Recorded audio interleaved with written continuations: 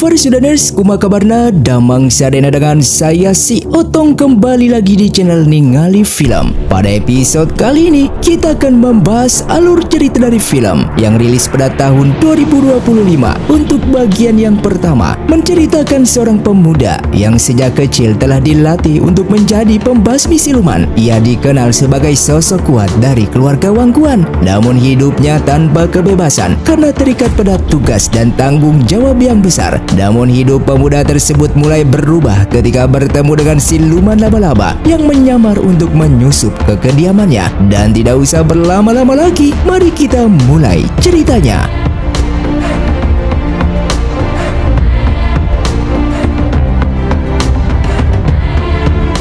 Film pun diawali dengan diperlihatkannya semua warga di kota Dongcheng telah dibantai oleh siluman jahat dalam satu malam. Ketua muda keluarga Cheng bersama para muridnya datang ke sana untuk membasmi para siluman tersebut karena mereka merupakan aliansi Yiki, yang dimana aliansi Yiki merupakan sekelompok pendekar dari berbagai klan yang bergabung menjadi satu untuk membasmi para siluman. Namun para siluman tersebut bukanlah tandingan mereka, sehingga satu persatu dari mereka terbunuh.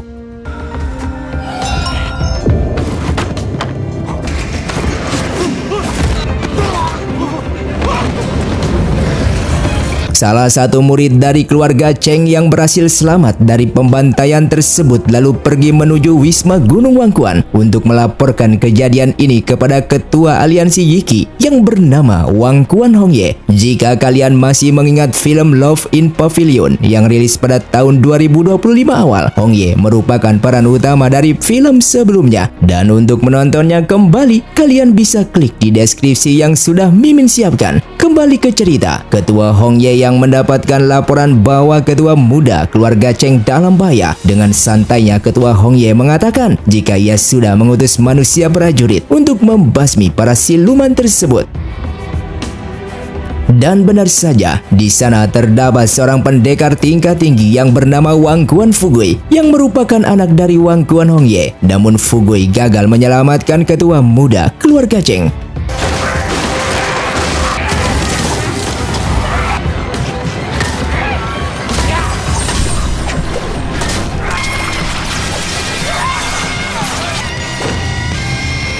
Setelah mengalahkan para siluman, Fugui lalu menemukan para warga yang kekuatan spiritualnya sedang diserap oleh seorang siluman tingkat tinggi. Pada awalnya siluman itu sangat meremehkan kemampuan Fugui yang merupakan manusia prajurit.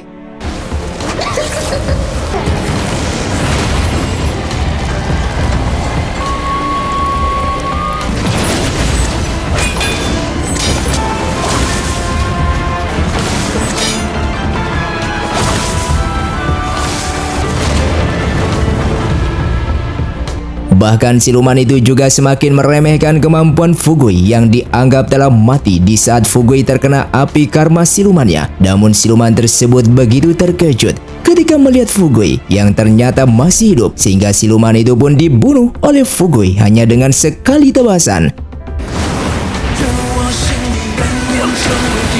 Setelah pertarungan itu selesai, Fugui lalu melihat-lihat di wilayah sekitar dan menemukan murid keluarga Cheng yang masih hidup, serta ia juga melihat siluman laba-laba yang ada di sana bernama King Er, sehingga Fugui pun ingin membunuhnya. Namun niat untuk membunuhnya terhenti setelah Fugui mengetahui jika siluman laba-laba itu telah menggunakan sutra laba-labanya untuk menghentikan pendarahan murid keluarga Cheng tersebut.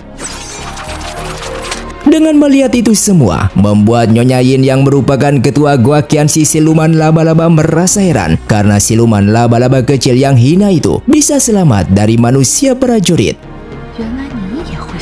Singkatnya, esok hari pun tiba di Guaqianshi. Nyonya Yin yang sebelumnya telah mengutus siluman laba-laba kecil untuk masuk dan mengawasi Gunung Wisma Wangkuan. Namun mereka malah berani melarikan diri dengan alasan kalau pembatas Wisma Gunung Wangkuan sangatlah kuat sehingga tidak bisa ditembus oleh mereka, yang membuat Nyonya Yin begitu marah dengan membunuh mereka satu persatu. Dan ketika Nyonya Yin akan membunuh siluman laba-laba yang tersisa, tiba-tiba King Er muncul dan memohon kepada Nyonya Yin untuk tidak membunuh adiknya tersebut. Meskipun mereka bukan siluman laba-laba dari satu sarang, namun mereka lahir di hari yang sama dan tumbuh bersama, sehingga ia menganggapnya sebagai adik sendiri. Walaupun misi adiknya gagal, namun ia memiliki cara untuk menembusnya dengan menjelaskan bahwa tanggal 3 bulan ini kapal barang Wisma Wangkuan akan melewati Gunung Dingling dan medan di sana sangatlah berbahaya karena sering terjadi longsor. Asalkan Nyonya Yin mau membantu ia untuk menaiki kapal barang, maka ia juga bisa masuk ke Wisma Gunung Wangkuan untuk mencari informasi tentang manusia prajurit. Dan mendengar tawaran tersebut, Nyonya Yin pun menyetujuinya. Namun nyawa adiknya itu akan ia simpan di tempatnya dulu. Asalkan King Er bisa membawa kembali informasi berguna tentang manusia prajurit, maka ia juga akan mengampuni nyawa adiknya. Kembali kepada Fugui yang berada di dalam tandu menuju Wisma Gunung Wangkuan. Sebagai manusia prajurit, setiap harinya ia selalu mengeluarkan pedang dan membunuh siluman tanpa memerlukan alasan apapun. Namun meskipun begitu, ia tetap tidak bisa menguasai teknik pedang langit dan bumi seperti yang diinginkan oleh ayahnya. Walaupun Fugui telah berhasil membunuh Ratu Siluman Haudou hanya dalam waktu setengah jam saja, namun dalam pertarungan semalam ia terkena sebuah serangan. Hal itu tidak disukai oleh ayahnya yang menganggap Fugui masihlah lemah sehingga tidak bisa melindungi diri sendiri. Oleh karena itu, sang ayah memintanya untuk segera kembali ke Danau Dingin untuk meningkatkan tenaga dalamnya supaya Fugui bisa menguasai teknik pedang langit dan bumi yang merupakan teknik terkuat sejak zaman kuno. Kekejaman ayahnya tersebut membuat Fugui begitu bersedih karena bagaimanapun juga ia sedang terluka. Namun meskipun begitu, ia akan tetap mengikuti perintah dari sang ayah dan pergi dari sana. Dalam kesedihannya tersebut, Fugui terus memaksakan diri untuk berlatih karena sejak kecil ia memang tidak boleh keluar rumah dan setiap harinya ia harus menghabiskan 16 jam untuk berlatih teknik, sehingga dalam hidupnya selain tidur dan berlatih, ia juga membasmi siluman karena mengeluarkan pedang dan membunuh siluman merupakan takdirnya yang harus ia jalani selama ini.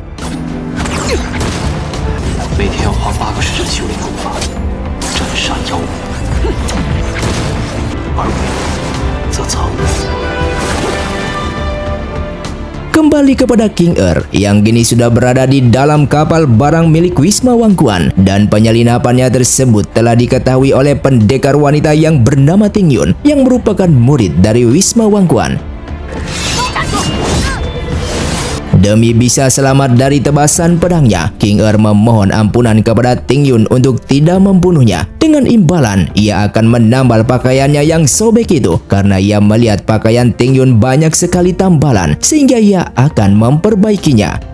Setelah selesai memperbaiki pakaiannya, King Er pun meminta Ting Yun untuk mengampuni nyawanya. Namun dikarenakan Ting Yun tidak mau melepaskan King Er begitu saja, King Er lalu mengajukan diri untuk membuat pakaian yang lebih bagus. Karena dengan menggunakan sutra silumannya, King Er mampu menenun pakaian yang diinginkan oleh Ting Yun. Walaupun serumit apapun polanya, namun ia tetap bisa membuatnya karena itu merupakan keahlian dasar yang dimiliki oleh siluman laba-laba. Ting Yun yang mendengar hal itu begitu senang karena kebetulan ia juga ingin membuat pakaian seperti di lukisan ini, yang dimana pakaian tersebut nantinya akan ia pakai untuk merayakan ulang tahun kakak seperguruannya yang akan dilaksanakan beberapa hari lagi. Namun sayangnya kakak seperguruannya tersebut melarang siapapun untuk merayakan acara ulang tahunnya. Bahkan surat ucapan selamat yang ia kirim setiap ulang tahunnya juga tidak pernah dibaca karena kakak seperguruannya itu tak lain adalah manusia prajurit, yaitu Fugui, yang dimana di dalam kehidupannya itu hanya berlatih dan membunuh siluman. Mendengar informasi itu, King Er pun mengajukan diri untuk membantu Ting Yun mengirim surat tersebut.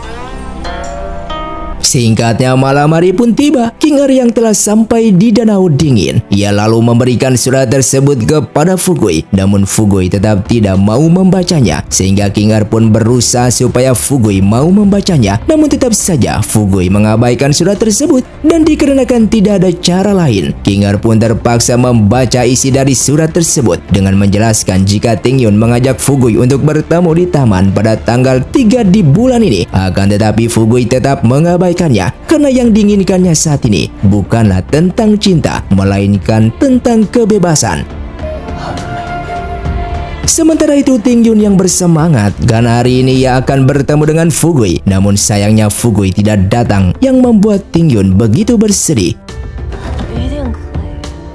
Sedangkan Fugui sendiri terlihat sedang memegang topeng Jinlan milik ayahnya, dan dikarenakan ayahnya melarang siapapun untuk menyentuh topeng tersebut, sehingga Fugui menganggap jika topeng itu pemberian dari ibunya. Dan dikarenakan hari ini merupakan hari ulang tahunnya sekaligus hari kematian ibunya yang meninggal dunia setelah melahirkannya, sehingga ia pun berniat pergi ke makam ibunya dengan menggunakan topeng tersebut supaya hati ayahnya bisa terbuka dan menjadi seorang ayah yang baik yang selalu peduli terhadap anaknya. Karena selama ini ia hanya melihat ayahnya tersebut menjadi sosok kepala keluarga Wangquan yang terus memaksa dirinya untuk berlatih menjadi manusia prajurit. Ketua Hongye yang sudah berada di makam istrinya, sesaat ia pun mengenang akan masa lalunya mereka yang begitu bahagia, dan ternyata istrinya tersebut sudah meninggalkannya selama 20 tahun dan demi anak mereka menjadi pendekar pedang terkuat di dunia, sehingga Ketua Hongye tidak bisa menjadi seorang ayah yang baik. Lalu sesaat ia pun menyadari jika Fugui berada di belakangnya, sehingga ia pun langsung menyerangnya demi mengetahui seberapa hebatnya kemampuan pedang anaknya tersebut.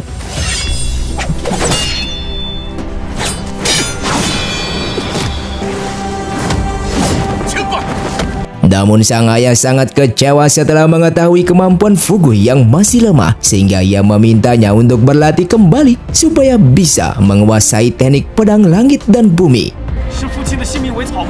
Fugui yang dari awal datang ke sana bukan untuk bertarung, melainkan untuk memakai topeng tersebut di depan ayahnya, supaya ayahnya bisa sadar jika dirinya adalah anaknya yang harus diperhatikan, karena ia menganggap jika topeng itu pemberian dari mendiang ibunya. Namun ternyata anggapannya itu salah. Alasan Ketua Hongye tidak ingin orang lain menyentuh dan memakai topeng tersebut karena topeng itu merupakan bukti bisu atas kecerobohannya mengajak sahabat-sahabatnya dulu untuk pergi ke lingkar luar demi membunuh Ratu Siluman. Namun di saat itu ia tidak menyangka jika Ratu Siluman sangatlah kuat sehingga sahabatnya terbunuh. Ketua Hongye yang kesal lalu menyerang Fugui karena Fugui telah membuat ia mengingat kejadian itu lagi. Fugui yang terluka akibat diserang oleh ayahnya, ia lalu pergi dari sana dengan perasaan yang begitu bersedih dan bertanya-tanya apa yang sedang disembunyikan oleh ayahnya. Sementara Ketua Hongye sendiri sedang memberitahukan mendiang istrinya bahwa selama ini Fugui telah kehilangan semua kebahagiaan yang seharusnya dimiliki oleh seorang manusia. Namun meskipun begitu, ia tidak boleh iba dan tidak boleh menyia-nyiakan semua yang sudah mendiang istrinya lakukan terhadap dirinya dan juga aliansi Yiki di saat dulu. Karena di detik terakhir istrinya tersebut pernah mengatakan bahwa manusia prajurit aliansi Yiki merupakan harapannya yang belum tercapai. Oleh karena itu Ketua Hongye menjadikan anak mereka manusia prajurit supaya istrinya hidup tenang di alam sana. Di malam harinya, Ketua Hongye yang sedang tertidur lelap, tiba-tiba ia bermimpi dan berada di lingkar luar. Bahkan di sana ia juga melihat jika Ratu Siluman Rubah Hitam masih hidup, yang membuat ia bangun dari tidurnya.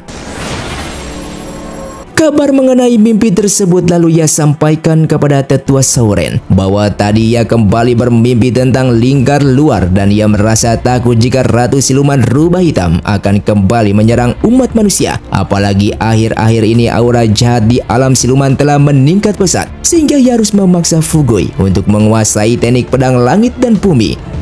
Kemudian Tetua Soren juga menjelaskan tentang persiapan pertemuan lantian aliansi Yiki yang dilaksanakan 1 bulan lagi di Taman Persik Keluarga Li, yang dimana pertemuan tersebut bertujuan untuk menyeleksi talenta dari generasi muda. Namun ada seorang tamu yang tidak ada dalam daftar undangan, dan orang tersebut 15 tahun yang lalu pernah menggunakan inti siluman untuk mempraktikkan ilmu hitam. Lalu setelah perbuatannya terbongkar, Ketua Hongye mencabut marga Wangquannya dan mengasingkannya ke wilayah Sisi, yang dimana identitas tamu tersebut tak lain adalah Jingting yang merupakan kepala keluarga Quan, yang kabarnya mereka sedang dalam perjalanan menuju kota ini. Si Singkatnya, Jingting bersama pasukannya telah sampai di sebuah tempat pertunjukan dengan membawa sebuah benda yang begitu besar, yang dimana benda tersebut merupakan sebuah bukti jika putranya yang bernama Rumu hampir menguasai teknik pedang langit dan bumi di saat 2 tahun yang lalu ketika bertarung dengan siluman naga di wilayah Sisi. Kenapa itu bisa terjadi? Karena sebenarnya ia berasal dari keturunan sah keluarga Wang Quan bertahun-tahun yang lalu. Hanya karena sebuah kesalahannya yang kecil, Wang Quan Hongye memaksa ia mengganti marganya menjadi Quan dan juga mengasingkannya ke wilayah perbatasan. Oleh karena itu, mulai hari ini ia ingin membalas dendam terhadap ketua Hongye. Namun tak lama kemudian, pelayan di sana melaporkan jika tetua Shaoyi ingin bertemu dengannya.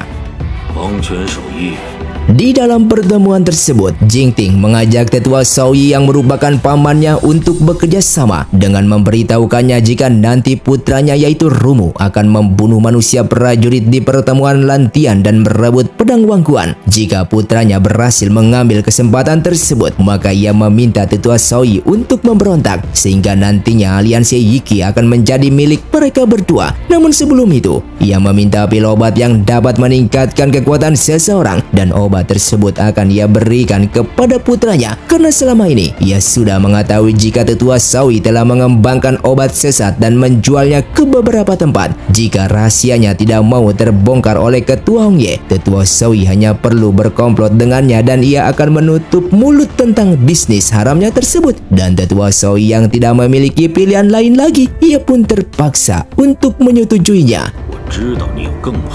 Sementara Fu Gui yang dulunya sangat kesepian, kini ia tidak sendiri lagi karena King Er selalu mengikutinya kemanapun ia pergi. Bahkan ia juga mendapatkan pelajaran yang berharga tentang kehidupan di luar sana yang tidak pernah ia singgahi.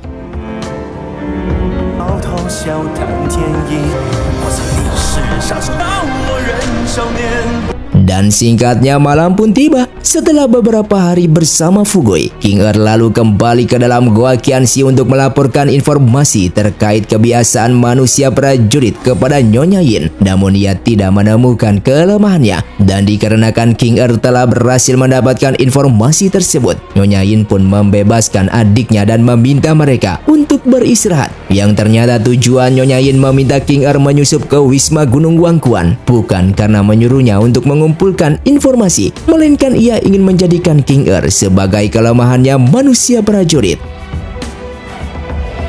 Sedangkan Fu Gui telah mendapatkan misi baru untuk membantu keluarga Xin yang kini dalam bahaya karena diserang oleh pasukan siluman rakun. Mendengar kabar tersebut membuat Fu Gui begitu terkejut karena klan siluman rakun tidak suka berperang, apalagi mendengar bahwa mereka membunuh manusia. Tetua Soren lalu menjelaskan kalau siluman rakun tua masih termasuk lembut dan sopan. Hanya saja belakangan ini terjadi pergolakan internal klan siluman rakun, yang dimana di dalam klan tersebut terdapat siluman rakun yang ganas dan rakus bernama Fuli yang telah membunuh raja lamanya, sehingga Fuli mendapatkan sebuah mutiara spiritual Yi yang bisa menyerap kekuatan spiritual manusia dan membantu siluman kecil bertransformasi, sehingga mereka mengandalkan mutiara itu untuk menyerap kekuatan spiritual manusia secara besar-besaran untuk kepentingan diri sendiri. Mendengar nama Fuli, Fu Gui pun mengetahui siluman tersebut dari data yang pernah ia baca, sehingga ia pun akan pergi ke sana.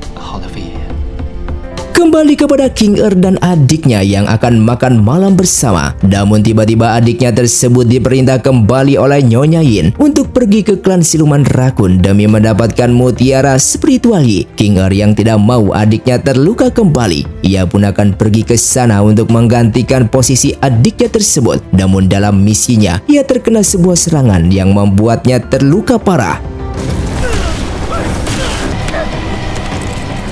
Dengan waktu bersamaan, Fu Gui juga tiba di sana dan langsung menyerang Fuli yang merupakan siluman rakun.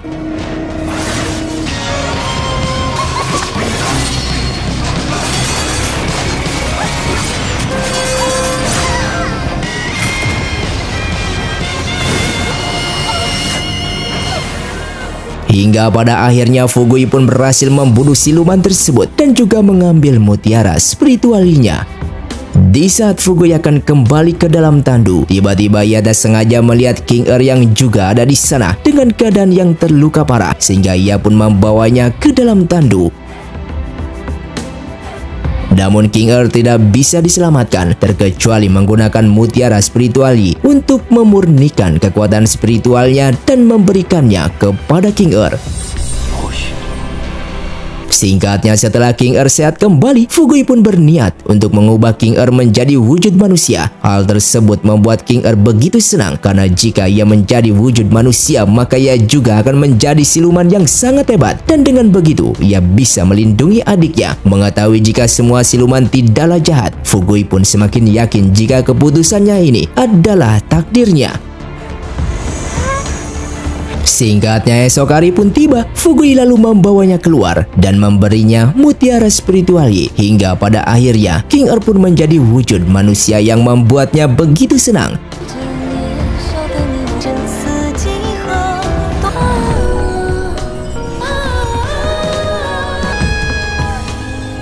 Namun dikarenakan belum terbiasa menggunakan dua kaki, King Er pun sangat kesulitan untuk berjalan, sehingga Fugui pun tidak mau membantunya dan pergi dari sana.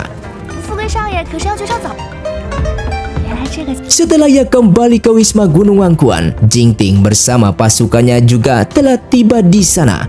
Dan dikarenakan ia sudah lama tidak berlatih pedang di tempat ini, Jingting pun ingin mencoba kemampuan teknik pedang Wangkuan mereka. Karena kabarnya dulu teknik tersebut merupakan teknik pedang terkuat di dunia. Namun saat ini ia tidak yakin jika mereka menguasai teknik pedang legenda tersebut. Merasa diremehkan, Fugui lalu maju ke depan dan berhasil mengalahkan mereka semua dengan menggunakan teknik pedang Wangkuan.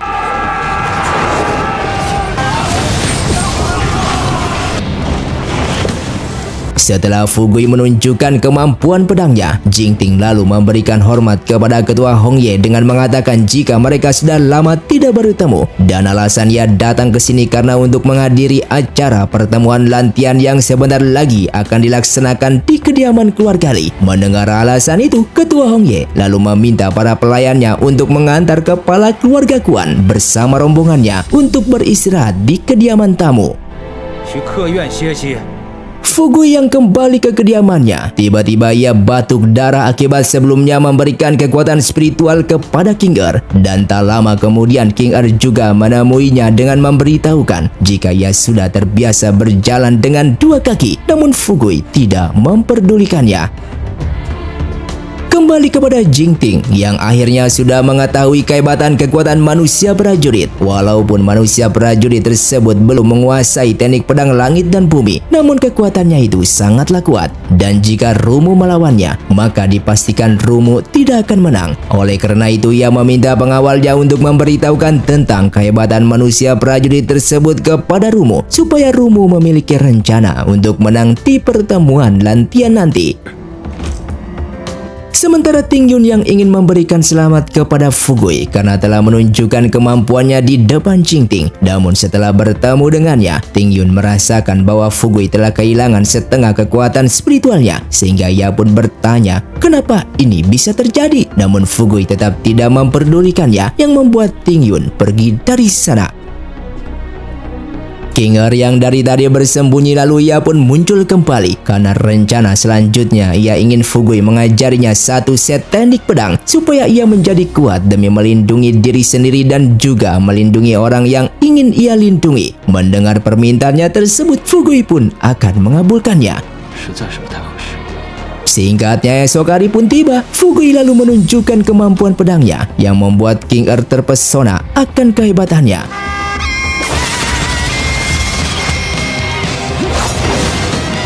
Kemudian King Er pun mencoba teknik tersebut, namun sayangnya ia belum bisa menguasainya. Hari demi hari mereka lewati. Fugui yang dulunya hanya seorang diri di danau dingin, kini ia sudah ada yang menemaninya. Setelah berlatih selama 1 bulan, akhirnya King Er bisa menguasai beberapa teknik pedang yang diajari oleh Fugui. Dan tersisa satu teknik pedang lagi yang belum Fugui ajarkan kepadanya. Jika King Er berhasil menguasainya, maka satu set ilmu pedang berhasil dikuasainya. Namun dikarenakan waktunya sangat sempit, karena beberapa hari lagi Fugui harus bertanding di pertemuan lantian, sehingga Fugui pun akan mengajarinya setelah pertandingan itu selesai. Apalagi malam ini ia juga juga telah mendapatkan misi untuk membunuh Raja Siluman Ular. Mendengar hal itu, King Er pun ingin ikut dengannya, namun ditolak oleh Fugui karena misi ini sangatlah berbahaya. Hingga di malam harinya, Fugui yang pergi ke sebuah lembah gunung hutan huyan karena di sanalah tempat Raja Siluman Ular Cincin Perak Merah bersembunyi. Ia akan membunuhnya karena siluman tersebut telah membantai 130 keluarga di kota Praja, dan di dalam pertarungan Fugui pun berhasil mengalahkannya.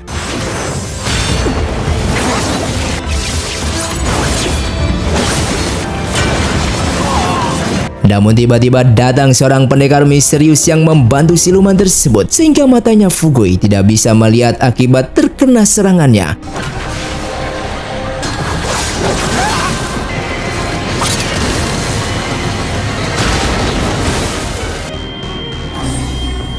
Dalam kesempatan itulah, Raja Siluman Ular Cincin Perak Merah ingin membunuh Fugui. Namun serangannya tersebut berhasil dihentikan oleh King Er yang dari tadi telah mengikutinya dari belakang. Raja Siluman Ular Cincin Perak Merah yang merendahkan kemampuan King Er yang hanya seorang siluman laba-laba biasa, sehingga ia pun ingin membunuhnya. Dan Fugui yang mendengar jika King Er telah diremehkan, seketika ia pun bangkit kembali dan langsung membunuh Raja Siluman Ular Cincin Perak Merah tersebut.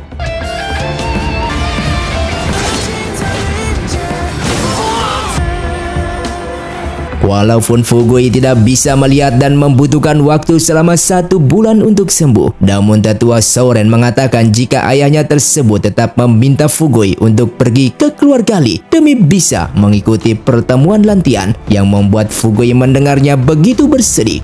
Kabar mengenai Fugui yang buta telah terdengar oleh Jingting, dan ia begitu senang karena itu merupakan kesempatan bagi Rumu untuk mengalahkan Fugui. Dan pendekar misterius yang telah membuat Fugui menjadi buta ternyata itu merupakan ulah dari Rumu, putranya. Dan sebelum mereka berangkat menuju keluarga Li, ia meminta pengawalnya untuk pergi ke kediaman tetua Soi karena ia ingin mengambil pil yang sudah dijanjikannya. Sementara Fugui yang awalnya ingin melihat dunia luar karena di pertemuan lantian kali ini ia akan pergi menggunakan kereta kuda, namun nyatanya takdir berkata lain karena ia tidak bisa melihatnya. Ucapannya tersebut membuat King Er seketika menangis dengan menyalahkan dirinya sendiri karena ia tidak bisa menolong Fugui di saat itu. Fugui yang tidak ingin King Er bersedih, ia lalu memintanya untuk ikut karena ia ingin King Er menjadi matanya, dan mendengar hal tersebut King Er pun menjadi senang. Ketika di dalam kereta kuda, supaya Fugui merasakan apa yang dilihat oleh King Er pun lalu menjelaskan apa yang sedang dilihatnya, dan Fugui yang mendengar penjelasannya seketika menjadi bahagia karena sejak kecil ia belum pernah merasakan perasaan seperti ini. Hingga pada akhirnya mereka pun telah sampai di kediaman Li. Namun sebelum turun, Fugui memberinya jimat penjernih energi yang berguna untuk menjernihkan aura siluman supaya orang-orang tidak mengetahui jika King Er merupakan seorang siluman. Namun meskipun begitu, King Er harus tetap berhati-hati. Singkatnya, terlihat semua pendekar dari berbagai klan pun telah berkumpul di kediaman Li. Dan Li Kuzhao yang merupakan kepala keluarga Li begitu terkejut ketika mengetahui Fugui tidak bisa melihat. Lalu ketua Hongye pun menjelaskan kalau Fugui terluka oleh siluman ular dan akan sembuh dalam waktu 1 bulan.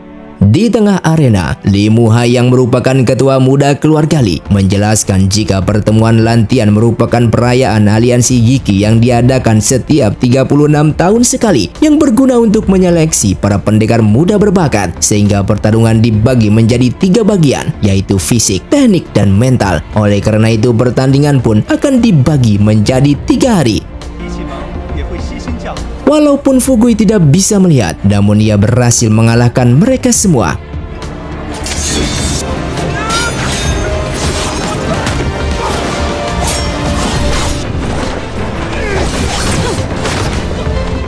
Sementara Jingting begitu kesal terhadap Rumu yang tidak mau mengikuti pertarungan tersebut, sehingga ia memintanya untuk memakan pil tonik yang berguna untuk meningkatkan kekuatan spiritualnya secara drastis. Dan jika tidak mau memakannya, maka teman-teman barunya yang merupakan siluman akan ia bunuh. Rumo yang tidak akan membiarkan teman-temannya mati. Ia pun langsung menyerang ayahnya. Namun serangannya tersebut ditepis oleh ayahnya yang menggunakan kekuatan naga sejati yang membuat Rumo begitu terkejut. Dan dikarenakan tidak ada pilihan lain demi menyelamatkan teman-temannya, sehingga ia pun akan memakan pil tersebut dan akan mengikuti pertandingan. Setelah pertandingan hari pertama telah selesai, mereka lalu makan malam bersama. Namun tiba-tiba Rumo datang ke sana dengan menantang Fugui bertarung karena di waktu siang ia tidak sempat datang. Fugui yang muncul lalu Rumo pun langsung menyerang.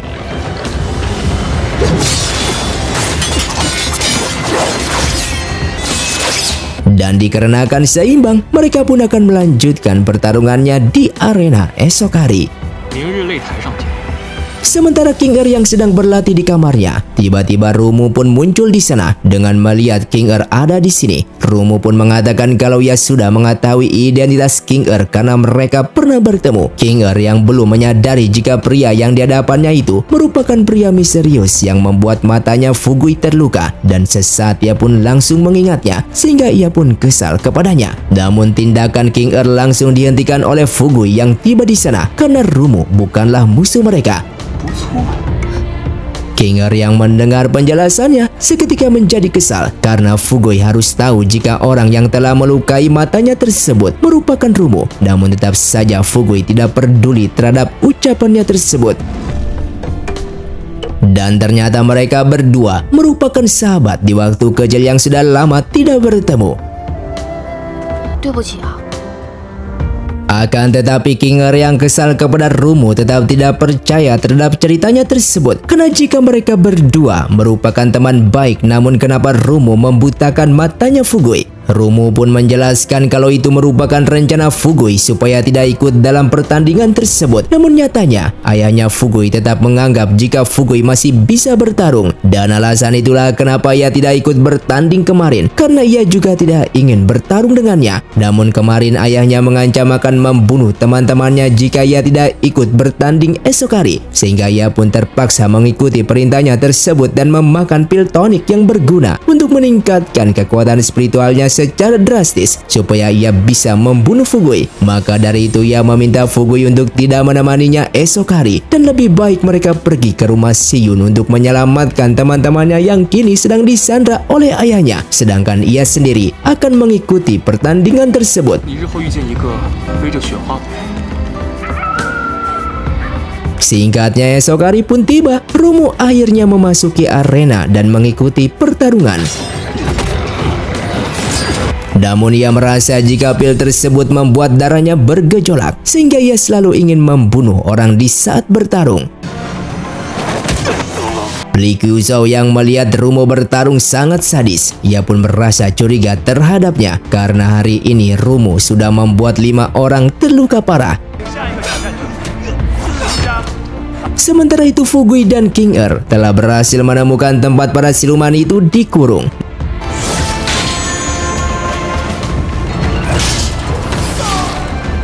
Namun mereka dihadang oleh penari di sana yang merupakan Ratu Siluman Rusa. Dan ternyata Ratu Siluman Rusa sudah mengetahui kalau ia akan datang ke tempat ini. Lalu Fugui pun membuka kain yang menutupi matanya. Dan ternyata matanya tersebut sudah sembuh sejak tadi pagi, sehingga pertarungan pun terjadi.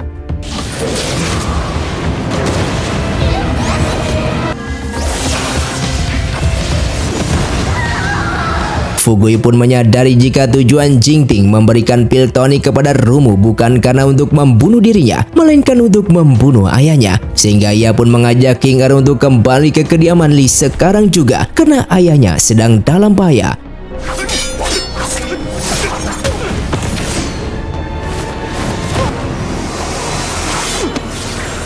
Kembali kepada Rumo yang semakin brutal dan ingin membunuh lawannya. Namun serangannya tersebut dihentikan oleh Ketua Hongye. Demi rencananya berhasil, Jingting lalu mengaktifkan pil tersebut dari tubuh pasukannya untuk membunuh Ketua Hongye. Bahkan ia juga memerintahkan Rumo untuk membunuhnya. Namun beruntungnya Fugui datang dan berhasil menyelamatkan ayahnya tersebut.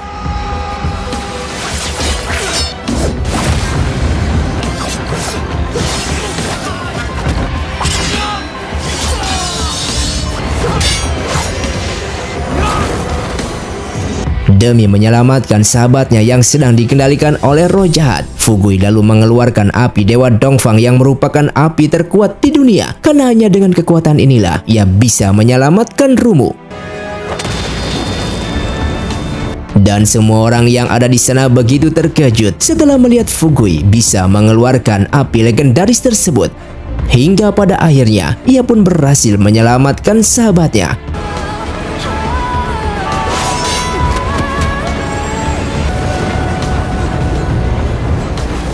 Setelah kondisi sudah aman, Li Muhai lalu melaporkan kepada Ketua Hongye bahwa orang-orang tersebut telah meminum sejenis pil sesat yang dimana kekuatan obat tersebut sangat mengerikan yang bisa membuat orang memakannya akan kehilangan akal sehatnya dan kekuatannya akan meningkat pesat sehingga mereka berubah menjadi mesin tempur. Mendengar informasi tersebut, Ketua Hongye pun meminta Li Muhai untuk menyelidiki identitas orang-orang tersebut seperti senjatanya, pakaiannya, dan juga jurus mereka. Dan ketika ia meminta Li Kuza untuk mengecek pil obat tersebut, tiba-tiba dari arah belakang tetua Shaoyi menyerangnya. Namun Jingting menghentikan serangan itu serta memasukkan jimat itu ke dalam bajunya hingga membunuhnya. Daripada Jingting dihukum karena ketahuan mencoba membunuh Ketua Hongye, lebih baik ia mengakui kesalahannya karena telah memberikan Rumu pil sesat supaya bisa memenangkan pertandingan tersebut. Dan ia mendapatkan pil itu dari tetua Shaoyi sehingga ia curiga jika kejadian ini semua merupakan ulahnya. Mendengar hal itu, mereka lalu mengeceknya dan benar saja di baju tetua Shaoyi terdapat sebuah jimat yang bisa mengendalikan orang-orang yang memakan pil tersebut. Di sana Jingting juga memohon kepada Ketua Hongye untuk tidak menghukum Rumu karena ini semua merupakan rencananya. Ia melakukan ini semua demi mengambil kembali marga wangguannya dan Rumu tidak mengetahui tentang rencananya tersebut. Namun meskipun Rumu tidak bersalah, Jingting tetap akan dihukum sehingga Ketua Hongye pun meminta pasukannya untuk membawa Jingting ke dalam penjara. Dan film pun bersambung. Terima kasih untuk kalian yang sudah menonton video ini sampai habis. Sampai jumpa di video selanjutnya. Saya pamit orang dari Ningali Film. Saya undur diri dan salam Sudares.